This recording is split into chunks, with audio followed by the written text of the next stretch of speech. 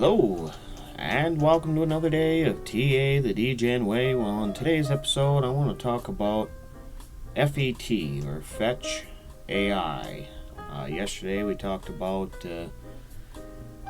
Agix, the other big AI token, and one thing I didn't mention in that video is we also need to talk about a token called Ocean, which I've never really even looked at. Well, why? Because we have a merger on our hands that, as far as I know, is going through. So,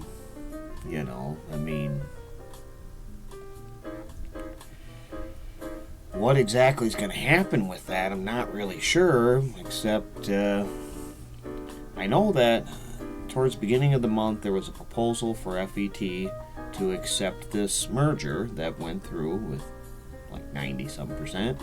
AGIX, I'm pretty sure, had a proposal about a week or so ago that got good reviews, and I believe Ocean did the same thing. You have to look into these things yourself. Nothing I say, you can construe it into financial advice. It's me, just one beggar looking for bread, pointing to another beggar where they can find some bread. That's it. This is what I'm looking at. This is what I know and what I perceive. So what you get in these videos, which if you like these videos, smash the like button, hit the subscribe button. I just want to be a help to you, and in turn you can be a help to me by doing those things right now. But no, in all seriousness, we have a merger, and you have to, dig in a little bit, maybe watch some videos, read some articles. But as far as I know, FET is going to be replaced 1-to-1 with a new token, which is AG something. I don't know exactly what it is. Look it up, figure it out. Know what you're doing. These things are just to be a help and a guide and a blessing. Maybe you could speed it up a little bit, but AGIX is going to be weighted a little bit less, and Ocean, I believe, is weighted a little bit less than that. As far as the exchange, you don't have to do anything if it's held on an exchange or in a private wallet. As far as I know, these things are just going to be auto-converted into this new token. But, we got to consider, how are these things weighted? Which, if we're buying and selling today, when is this merger actually supposed to take place and this new token launch? I'm not really sure. What I'm going to do is, when I'm done with this FET macro update, which we'll get to in just a second, is I'm going to look into that, find out when is this merger, and you have to decide which tokens do you think are going to pump the most if we see a little bit of a relief rally here? We have 3 tokens that are going to be replaced with a new token that are each weighted differently. FET's weighted the most, AGIX weighted second, and Ocean third, is the best of my understanding. I would want to get the 1-to-1, but at the same time, what if AGIX pumps more? And there's a cost-benefit analysis thing going on there. To each their own on that one. FET kind of seems to be the big ticket. Let's jump right into here. Let's look at see if we can get a past macro outlook on FET. FET 20x potential. And I believe we have a freeze. Alright, we're back. And a little technical glitch there. So FET 20x potential, updated March 2nd. Lose a little background noise there. Originally posted September of last year, September 28th. And what were we looking for back here? We had this makeshift kind of reverse head and shoulders going on. We're looking for this A, B, C measured move up into the 1.5 expansion of what? Here we had swing high, we had this pullback, swing low, take this range, and let's expand it by 1.5, 1.618 to the upside. And we surpassed that. We even blew through the measured move. And one thing that we could have looked at there is we could have taken our real range, swing high to swing low. We already retraced, you know, to our golden pocket. We put in a higher high here, and a higher low, and a higher high, higher low, and a higher high. Well, we completed our measured move, and you know, we got this little blip to the downside here, and we got a very similar move right here. So let's go ahead and just jump into the chart, and let's do an updated outlook on this. And I'm going to do an updated outlook on Ocean next. We did CFX the other day. Go back and check that video out. We did Injective. We did AGIX, and here we are in FET, and I'll do Ocean next. And I'm going to check on when is this merger set to take place, if at all, and what should we be expecting for our exchange. I know it's automatically, so if you're on an exchange or whatever, I mean, they're just going to be, however they're going to be swapped out, they're just going to be swapped out. Let's jump right in the FET chart.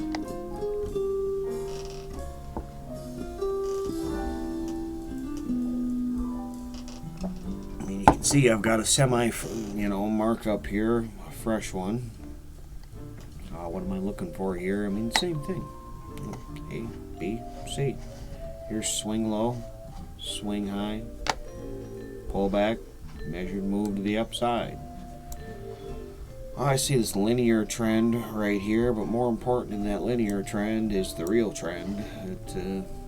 Not that linear trends aren't respected, because they are. It's what people are trained to look for. So, I mean, you get a common collective action that takes place in locations that people are trained to respond to, like support and resistance, trend lines, pullbacks. Let's try to see if we can get this to line up here. We're gonna lose a little action. I mean, if that's just where the momentum curve is, it just is where it is. I don't got that lined up very nice. Here we're on the daily. We'll take a look at that momentum curve in just a second. We're just going to hit the delete button and do this again. But what do we got here? We got the octave scale, which I don't have adjusted to the first range here. I have it adjusted to this pullback, which we're going to pull that back down there. But you can see it lines up awfully darn nice where it's at right now. And that's what I mean. A lot of the stuff, there's not an exact science. Usually I take this octave scale. If you don't know what the octave method is, there's a video on the channel. Just go back, search for it, learn what it is. It works. It's akin to the Gann square. It's just showing you equal proportional values when they're expanded out into the future of rise versus run. How long to get a certain percentage gain in value, and just taking that proportional relationship and expanding it out into the future.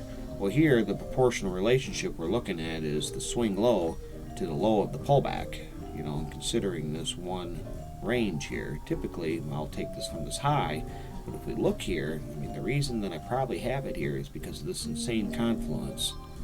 This one range here is literally, just lines up nice and smooth. But then here, we got this little pullback here, but we're not lining up with that high very nice. Here we're lining up with this low right on the money. I mean, I really like where it's at in all seriousness. And when it's there, what did we get for a high? Watch the video on how to use the Gann square and what it's actually for. I don't think most people understand quite what it's for. It's really just showing this, expanding this proportional relationship. Well, why? Because there's a bunch of us out there, including W.D. Gann from over a century ago, that, notice things like measured moves, average range sizes that are equal in value, equalities in rise versus run. I'm getting a mother load of messages. I better shut the phone machine off here. It's going to distract my thought train. There we go. But it's these proportional relationships in rise versus run is another one that people have noticed. I mean, that's why you have the Gann square. I mean, by the Gann square, I mean this right here. You know, you're taking this rise versus run. You're taking, this was the extreme, you know, your low and your high, and then you had to pull back and create a new normal, you know, a new average. Here you came up here, you pulled back, you created a new normal. Typically it happens right at about the 50% mark, you know. I mean, if it really, what you're looking for is you're looking for those trends to curve down into the level. I mean, really, we got a pullback here, just like we got a pullback here. We got this big pullback here. And what are we looking for in these pullbacks? We're looking for, that's a trend. We're looking for it to exhaust. You know, what do you got here? It's coming down and it's losing momentum. You know, and when time and price are square, the trend changes. Here's your linear trend. It broke, so you got a downtrend, you got a sideways trend, reaccumulating, and then you got a uptrend. And look at this uptrend. What did it do? You know, it exhausted. It curled over. When time and price are square, on a log scale, you know, the time and price as in change in percentage of value. It's not just the dollar change. That change in percentage value. You can see it's losing momentum. The returns are diminishing over time, you know. And you can see that exhaustion. That's what your blue waves on your oscillator is showing you also. Is it's a smoothed out version of this rate of change, rise versus run, proportional relationships, the octave scale, 0.625, you know, you got a top. Now, let's get rid of some of our doodles here. You got a pullback. Well, I mean, what can we look at in our macro update? I mean, let's look at our pullback here. What's its size and what's its length? You know, it's not rise. It's, you know, the opposite of rise versus run. Time. You know, time-wise, we're kind of at about the same point. Here's our high, but we can really say that we kind of stalled out about here. You know, this is where this big move ended. And then it just exhausted. Now look how straight this is. I mean, can we see the momentum loss? It's choppy, but yes, because there's something going on there on the bottom side. It's the same thing, it's just inverted. You know, and when you reach maximum peak, when time and price are square, doesn't matter if it's to the top side or it's on the bottom side. This is a geometric shape that reoccurs in nature repeatedly to, you know, at the end or the culmination of movement, of growth. It kind of looks like a pedal, don't it? I mean, if you look at, you know, geometric images of things like the flower of life and ignore all the weird new age religion undertones, that, you know, this is decency and order created by the great and only king that there ever was, King Jesus. You don't have to agree with that, but it says all things were created decent and orderly, and that's what you see. You see proportional relationships is what I'm getting at, you know. So when you're looking for your trend to exhaust, I mean, here it is, you know, at a key level, at that 5 deviations or the 0.625 on that octave scale. Go back and watch the video and you'll know what I'm talking about. You have a range down here, it repeated 5 times. You know, if you think of bell curve style philosophy and you think of the pivot as your extreme, you know, or that's where the most, you know, that's where that flip happened, is 0. Consider that the middle of your bell curve mentality. You know, how many deviations can you really get away from normal, average? That's what your pivot is. It's the new normal, the new accepted value where that pendulum, you know, teeter-totter got skewed. It swing back the other direction. It's crossing the 0 line and coming up the other side, you know. It's going to come back down the other way. Well, instead of thinking of it coming back the other way, just think of that moving in time and swinging this way. But you're 5 at 0.625 on that octave scale, you are 5 deviations away from the new normal. from the new accepted value. That's pretty extreme. And that's what I mean about trading extreme. Really, at 3 deviations, the majority of your activity is occurring around this 50%. Well, here's our swing low, here's our swing high. The majority of activity, the strongest likelihood of a true accepted value of this right here is dead smack in the middle. So when price came back down here, that's what we're looking at. I've ignored this stuff, like I've said in the last 4 macro update videos for about a month. Well, why? It's dumb, boring, profitless, doing nothing, directional move of, it sure don't look like that. Even if I wanted to short this, you'd have to take on so much risk for what? Was there a move there? Sure there was. Something to play with. But just look at this line here even that I drew. You can just see how proportional that is. So here, now is the real question. Is the pullback over? And should we be looking for higher prices? Well, did we hit our highest targets? Well, we did on our octave scale. That's for sure, but, we've gotten some healthy pullbacks in there. That takes some of this pressure off. Really, we need to start our octave scale over. And consider this scale from our, here's one push-up. Here it's been balanced. Here's a new normal. It's at 50% of this run, too. Imagine that. We pushed up, and we pulled back a little bit, and raising our new normal up to about right here. We pushed up, we pulled back a little bit, raising our new normal up to about right here. We pushed up and we pulled back, probably to about 50% of that aggregated new normal. Imagine that one. So we got this double move. You still see it exhausted, still pulled back, it's still balanced. And we came up with curvature on the bottom side. If you zoom out, it reached maximum, momentum. And when I'm talking about scalping it, and you see this curvature, and I say this isn't scalping environment. It's not profitable scalping environment on like 1 minute, 2 minute, 3 minute time frames. You want to do that in this part of your bell curve. Let's look at this right here. Boom. Or even this right here. If you had it on this side, where are you likely to be most successful? In this part, and this part. So you're looking for not scalping in these. You want to scalp in these, but in this kind of a move. At what part should you have the highest expectation of participation in this bell curve? Well, this is the biggest run-up, boom. Everybody in up here, and ain't nobody barely getting in up here. Everybody jumping in here in the middle.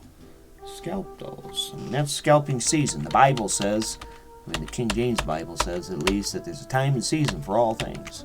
There's time to sow and there's time to reap. There's time to plant, time to harvest. This is planting season right now. We're looking at this. Should we consider this over? So let's look at our pullback. We already see that we pulled, but I bet this is equal size. This range. This is probably an average true range. Let's grab it. Boom. Same size. What do we got here? Right there. Nice matchup. And I bet this here is pretty much about a double. Look at where our 50% comes in. Same thing we see on the other altcoins that we've looked at, and we also have this little trend coming down. Is this pullback over, and should we expect higher prices? Did we hit our highest targets? We didn't. We did on the octave scale in the first run, but we need to start this octave scale over right here. And look at that. It magically just matches up almost with that high. Look at that. Still nice and proportional. We do need to bring her down just a little bit, I do believe. And if you watch that video, you know what I'm talking about. We want to match it with this first range high here. It's not an exact science, don't need to be. And look at where the top of this octave scale comes out. It comes out up here, but you can still see we still hit that 0.625 mark there. Let's raise her up one more. Let's go to this low. And our first push up is right there. We got a lot of lines on the chart. It's a little hard to see what it is. 0.625, right on the money. You know, so I mean, this move in the market might be over. You know, maybe we pull back more. But the question that we need to ask is, do we have an uptrend? We do. Okay. Has this balanced out and pulled back? It did. Has this balanced out and pulled back? Kind of did. You know, I mean, how far did we pull back? Let's go from our swing low down here. Let's go to our swing high. If we take this as one whole move, nothing. We pulled back like 25%. But we had such a big drop, and we dropped 50%. You know, AGIX came down 60, INJ and CFX came down 65. Fetch has held more of its value than a lot of other stuff, and it's come up more than a lot of other stuff. Been a strong one. A strong one. That's why we've been with it for so long, because it bounced so hard off of the bear cycle bottom. You know, we got this trend coming down. We broke it. We're retesting it. So let's look at this pullback. Does this pullback have downward curvature? Yeah, it does. You know, look at it right there. Is time and price square? I mean, approximately so. Here we have a linear trend coming down. We broke trend, we pulled back to retest it, and now we want to look at this little trend. Is this trend, you know, just, you know, does it have inverted curvature like this, ready to just drop off into the abyss? Or is it exhausting as it retests this break of trend with bullish signals on your oscillator or on smaller time frame price action? Well, let's take a look. So all we know we got a linear trend here. All we care about is this little pullback. You know, does this little pullback look like it could be over? Well, it looks like it's at, you know, the make it or break it like the rest of it does. We're on the daily. I mean, these all, so I do all these in little clusters because they're all in the same boat. We're all in the same environment. We've been just drifting along in no man's land, but now we're approaching, you know, the time, the amount of time it would take, and look at that. You know, I mean, that's square. So the trend's going to change. You know, we're going to go up, put in a lower high, and do this like I talked about in some of the other ones. This trend could change into long, drawn-out accumulation, or this trend could, come on, down, you know. It's just the way it works. If we look at our oscillator, you can see our VWAP is slightly inverted. That's not a positive sign. I mean, without even looking, I can about guarantee our weekly is just jacked. I mean, this weekly has got a little curvature to it. This is the kind of curvature that you want to see, but it's choppy.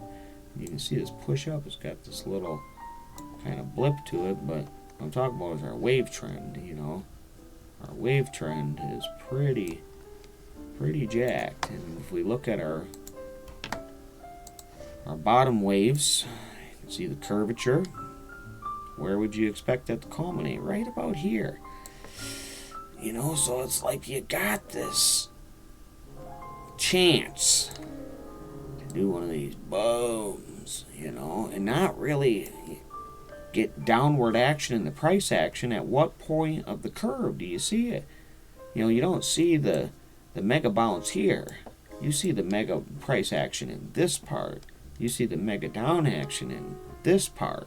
And you can get divergence here still. I mean, that leaves room for potential upside. Let's look at money flow. Money flow barely even broke into the green, and then now it's playing with the red.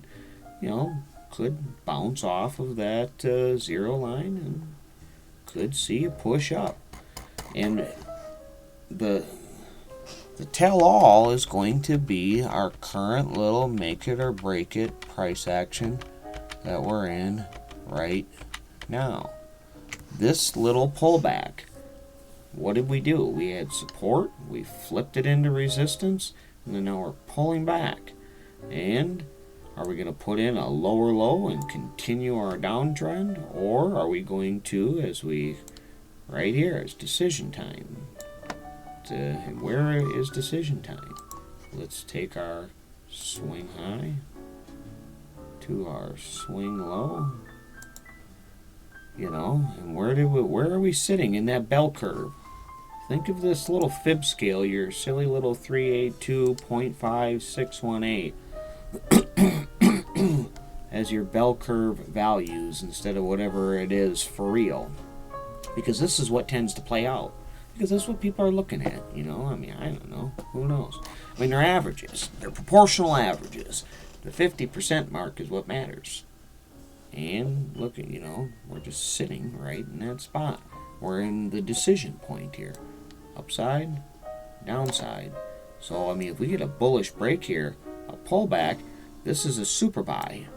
This right here is a buy with this, you know, a calculated, absorbable risk stop loss, you know. And on the daily, let's look at our oscillator, you know. And when I say this is a buy, well, let's go down to our hourly. I mean, I don't know. We got to watch this little trend as it's coming down. Here, let's get rid of our doodles.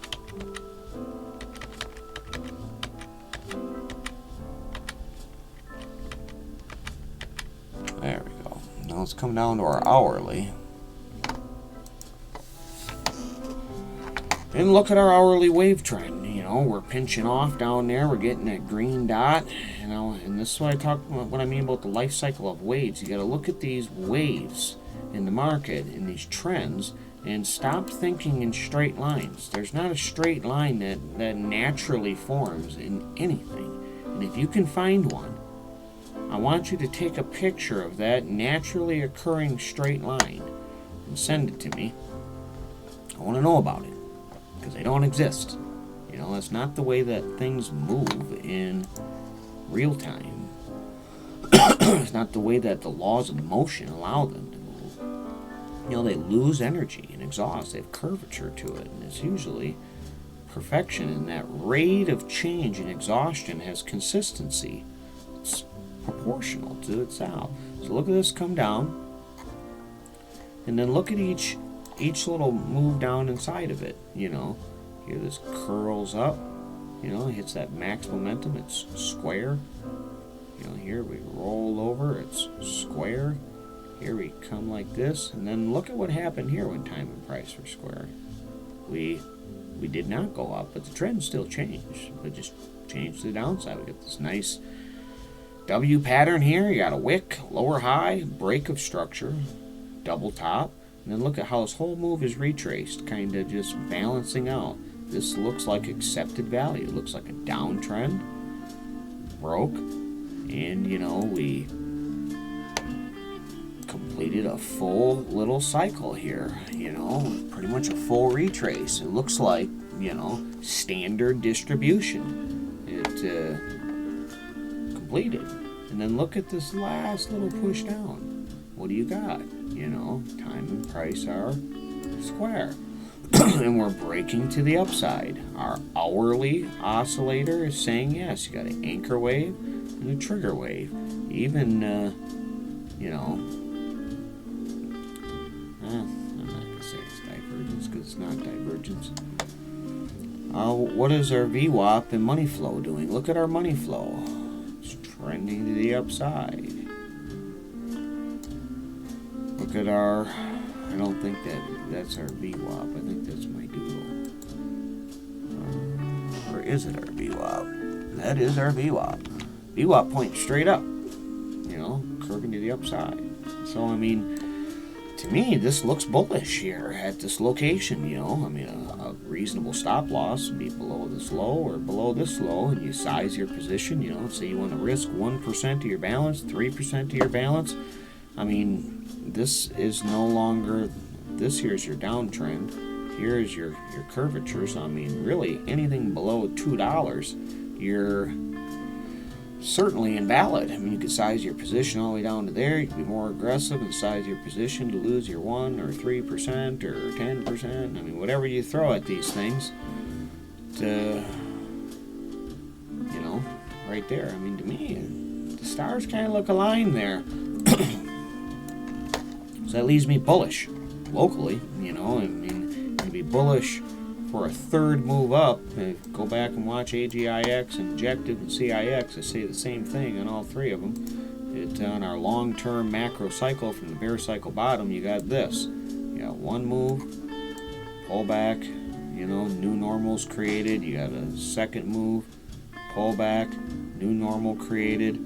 Third move, which has yet to be seen, and maybe it won't even be seen at all, because we might see something else. And that's what I mean. It's like I'm locally bullish right here for at least this, for one of these.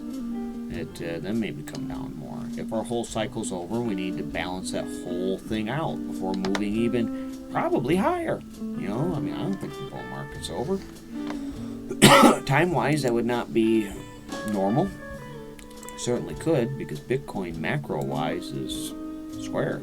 Bitcoin's up 75 million%. Started at 0. Ain't that enough? That's enough. Could it go higher? It could go higher, but you gotta use the canoodle. What's the true value of that digital token? 69 million, 75 million%. An increase of value from 0 sounds pretty significant, and it's square. Go on my TradingView Ideas page and look for a Bitcoin chart called something about knowing your environment. You got to scroll back long ways. One of the first ones ever posted. Looks at a very important thing on the Bitcoin chart that you should be looking at. Time and price are square. Starting from 2008 to now, you got that nice curvature in the price action. You've seen it in other people's charts 1,000 times. Look at your Bitcoin chart from inception to today on a macro scale. It looks just like this. It's square. And it leaves me asking the question, is 79 million% not enough? Maybe not. Moon Boys could sure push it up to, 100 million. Billion, who knows? But 75 million is enough. Could be the end of it. Could need to come down and create a new normal, stabilize that thing out, and get some true value. But that's what we're looking at here, is how far should we be looking to the upside? Well, here's our support, our last support resistance flip right here. We would want to, at least break this and flip this into support, and then you got a chance for continuation. Here's your support resistance flip right there. You can grab your fixed volume profile tool. There's only so many things to look at. There just is. So here's your value area high. That could be a local target to suck up some of this bullish signals. They could all get absorbed there. Look at your price action right here. What are you building if you get a bounce right here? That curve looks like a 3-year-old drew it. But you'd be looking for time and price to be square out here. You get a move up, pull back, and maybe claim that as support, and you got a chance. Break below it and reject off of it, and you're screwed. You're going to get a bigger pullback, because what don't you have on any of these charts that you have on the Bitcoin chart? You have a lower high, sure, but you haven't had a swing high come in for a lower high. Prices pulled back, and now it's pushing up. Broke structure right here. This is a new move in the market. Is it going to produce a lower high? Leave us stranded, or we're going to get that third move up. Really, we don't know until our next real sign of strength is this. And I do think that we will get this push up. That's my personal opinion. It's not financial advice. It can't be given. What else can we look at? We can grab our Gann box, and I don't think most people know how to use that thing either. And what is its purpose? It's looking for proportional relationships in time and price. So it does have some predictive properties. Why does TA work? Well, simply because when you look back, you could have done TA 55,000 different ways from Sunday, and you just happen to see the one in hindsight that worked. And why do they work at all? Because things tend to arrange themselves no matter how random they are. That randomness tends to arrange itself proportionally. So we can look at some proportional values. Notice how I'm taking the 382 and dragging it up to this high. You know, this is giving me levels that I should be looking at. Look at how close it got to that 0.5. What's the next level I should be looking at? This 0.618. Why? Because that would be proportional to these other moves. I could line, you know, and then that gives us a high of way up here. Or else I could pull the 618 down to this mark right here. And let's say that's, you know, this is 61.8% of the move. Well, then you got 38.2% of the move left. I mean, I don't know which one it'll be. It might not be any. I could take this up here. I could go from swing low to swing high. Look at how that's coming out at that other line up there, you know. So that's what I'm looking at. And this is, you know, I'm looking at right here at a bounce. And we need to see where it goes. We need to see where it pulls back. If you like this kind of content, hit that like button. Press the subscribe button. There's a link to the free Discord in the description. And we'll take a look at Ocean next, maybe later tonight or tomorrow. But until next time, trade well.